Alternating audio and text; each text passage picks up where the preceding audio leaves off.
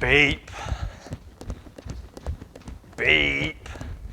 My gosh, that is exciting, isn't it? I don't recall ever having done that when I'm chasing somebody.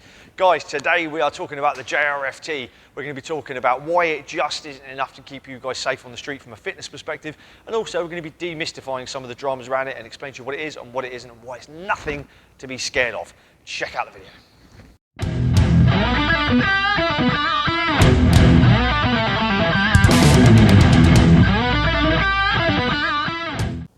Hello guys, welcome back to another video with Frontline Fitness. Hope you're staying well, safe and you're looking after each other.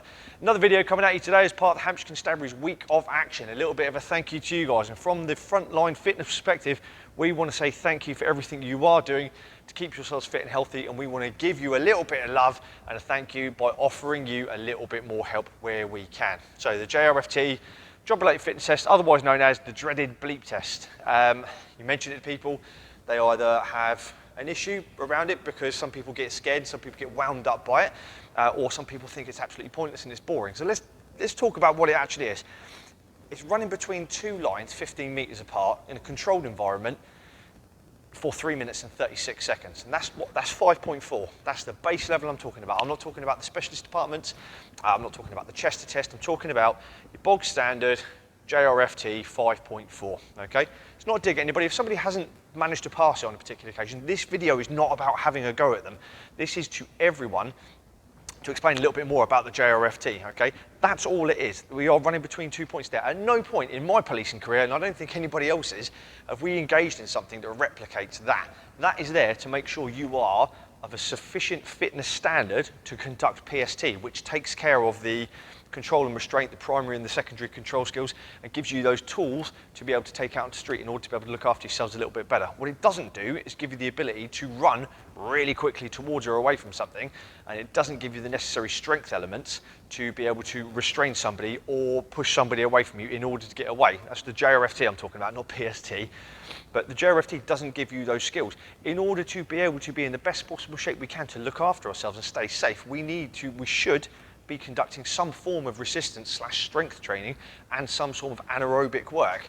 That's just about keeping yourselves fit and healthy. Some form of mobility work, in order to be able to sit down in a squat, be able to hip hinge, be able to pick things up, move quickly, be able to move our body through a space with a bit more fluidity, in order to be able to achieve a desired objective, whether that desired objective is the restraint of somebody, catching somebody, running away from somebody, taking a heavy piece of machinery or something off somebody. Whenever the situation arises and it is safe to do so and you need to, you should be able to do that to the best of your ability. And being able to run for 3 minutes and 36 seconds, 1 to 2 times a year, is not a good performance indicator of your ability to be safe and sound on the street and look after yourselves and look after other people. Now, that being said, we've done that bit. We've explained the fact that it just isn't enough. Let's talk about the scary side of it. What is it? And I've said, it's just running between two lines for 3 minutes and 36 seconds.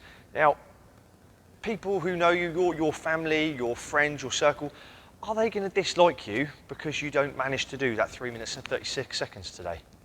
No. I would wager that your family will still love you just as much if you don't manage to pass it on this occasion.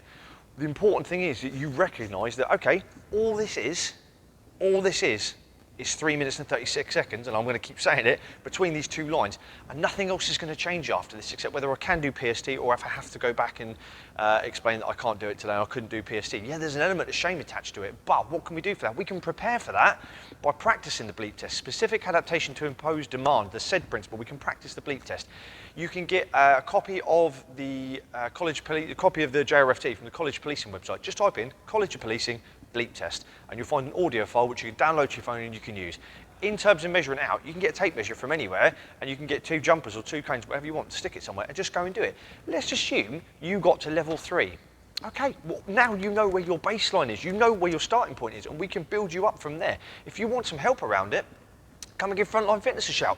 I will happily, more than happily, when I am on duty and I'm working out of, let's say, Netley, for example, meet people in the mornings at Netley, over at the gym, socially distanced, of course. We'll sort all that side of things out, don't worry. But prior to other people such as PST and everybody using the hall, I will happily take people into that hall and run them through the JRFT. And once we know what baseline you're at, we can start looking at how we can progress you to get into the point where 5.4 isn't an issue.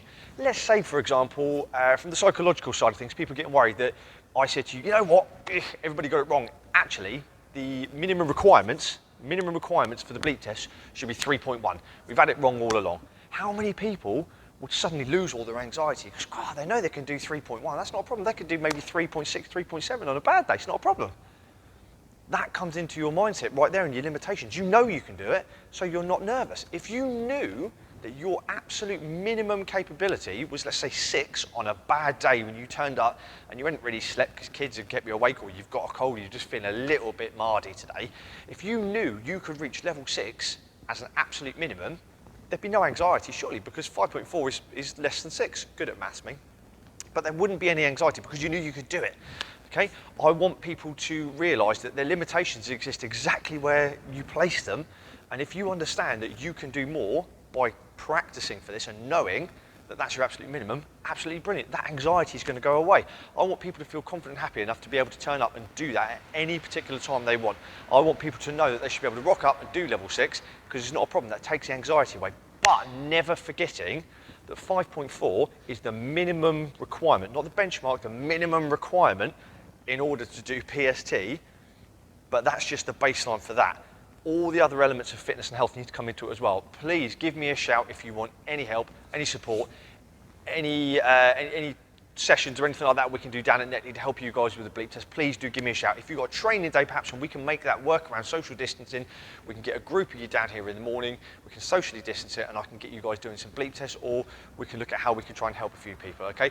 Please get in touch with us, like, follow, subscribe, share, send it to anybody you think is struggling with the bleep test. You know, it can be on a private message so not everybody can see it. Tell them to get in touch with me. This is what I'm here for. I want to help people be fitter, healthier, and get through those 2, 3, 4 decades worth of a career and be fitter and healthier the other side of it and be able to enjoy their lives. Have a brilliant day, stay safe, and look after each other.